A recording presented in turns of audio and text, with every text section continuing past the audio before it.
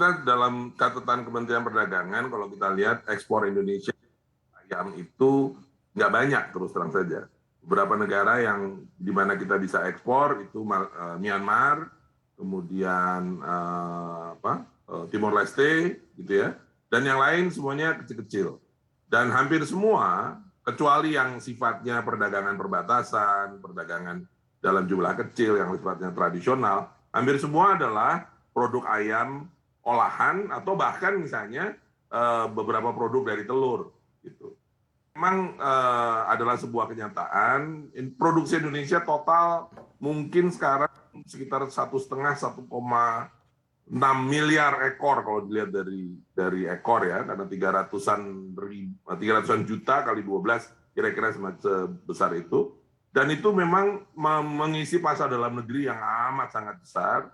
Dan kalau kita lihat konsumsi masyarakat Indonesia, sumber protein utama untuk protein hewaninya memang datang dari unggas, dari ayam dan telur. Ya, 67% kira-kira konsumsi protein masyarakat Indonesia datang dari unggas. Jadi pasar domestik kita sangat besar. Untuk ekspor itu tampaknya hanya ada beberapa negara dan jumlahnya relatif kecil.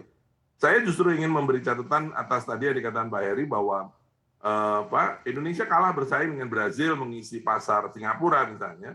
Itu kita perlu lihat secara lebih mendalam karena ternyata bukan hanya itu pertama bukan ayam hidup, dan yang kedua itu ayam yang tidak whole chicken, itu adalah bagian per bagian. Di beberapa negara itu ternyata selera konsumennya sedemikian sehingga ada bagian dari ayam yang tidak disukai, tidak mau mereka mengkonsumsi itu. Nah, itulah yang kemudian menjadi amat sangat murah, bisa masuk ke negara seperti Singapura.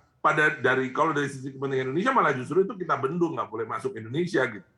Nah, jadi ini saya kira kita perlu melihat lebih dalam karena memang bisnis poultry ini adalah bisnis yang sudah sangat berkembang, sangat advance. Indonesia dinilai sebagai champion dalam di unggas, paling tidak di kawasan Asia, dan kita sebenarnya mampu bisa mengisi pasar-pasar itu, tapi pasar dalam negeri sangat besar, dan memang kalau kita ngirimnya dalam bentuk hidup, itu jauh lebih sulit ya, karena memang ayam dan beresiko kalau dikirim dalam keadaan hidup.